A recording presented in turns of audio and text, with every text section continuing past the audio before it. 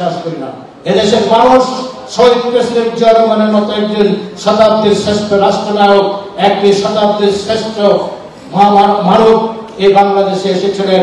আমি নির্দ্বিধায় বলতে পারি তৃতীয় বিশ্ব নয়, মুসলিম বিশ্বে হযরত ওমরের পরে যদি কোনো রাষ্ট্রনায়ক এসে থাকেন সৎ, নিরপেক্ষ এবং বুদ্ধিমান, দেশপ্রেমিক, উনি হচ্ছেন শহীদ প্রেসিডেন্ট জিয়া রহমান। ঠিক আছে? তাই উনি আপনারা দেখবেন উনি যখন শাহাদাত বরণ করেছেন তখন ওনার গলায় একটা কবজ ছিল। উনি রূপার চেইনের একটি ছোট্ট কবজ গলায় রেখে উনি দেশ চালাতেন। এটা কোনো কবজ নয়, এখানে একটা ছোট্ট কোরআন শরীফ উনি বুকে রেখে রাষ্ট্র পরিচালনা করতেন। যে ব্যক্তি 30 পারা কোরআন শরীফ বুকে রেখে রাষ্ট্র পরিচালনা করে তার চেয়ে মুমিন মুসলমান খাঁটি দেশপ্রেমিক হতে পারে না। ওই ব্যক্তি এই বাংলাদেশ জাতীয়তাবাদী দল প্রতিষ্ঠা করে গেছেন।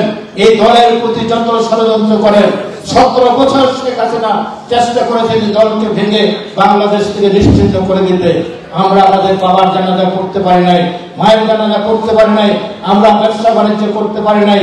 আমাদের 65 লক্ষ নেতা কর্মীর বিরুদ্ধে মামলা, 20,000 নেতা কর্মী মৃত্যুবরণ করেছেন, হাজার হাজার নেতা কর্মী পঙ্গত্ব বরণ করেছেন, ব্যবসা বাণিজ্য চলে গিয়েছে। এখানে হিরো এবং হুমায়ুনকে গুম করা হয়েছে, তাদের রোহের মাগফিরাত কামনা করছি। এখানে কর্নেল আজিম সাহেবের রোহের মাগফিরাত কামনা করছি। অতএব এই 17 বছরে বিএনপির একজন ওয়ার্ড থেকে সেক্টর পর্যন্ত কোন নেতাকে শেখ হাসিনা নিতে পারে নাই, পারছে? কোন দল চুপ করতে পারে নাই। আমি তাই আপনাদের কাছে একটা আবেদন রাখবো, আপনাদের কথাবার্তার সংযম থাকতে হবে। 17 বছর আপনারা পরিশ্রম করেছেন, মায়ের গয়নাগাটি বেচে, বইয়ের গয়নাগাটি বেচে, বাবার টাকা জমি বেচে মামলা পরিচালনা করেছেন, জেল খেটেছেন, বিভিন্ন জায়গায় স্থানান্তরিত ছিলেন, বাড়িতে ঘুমাতে পারেন নাই।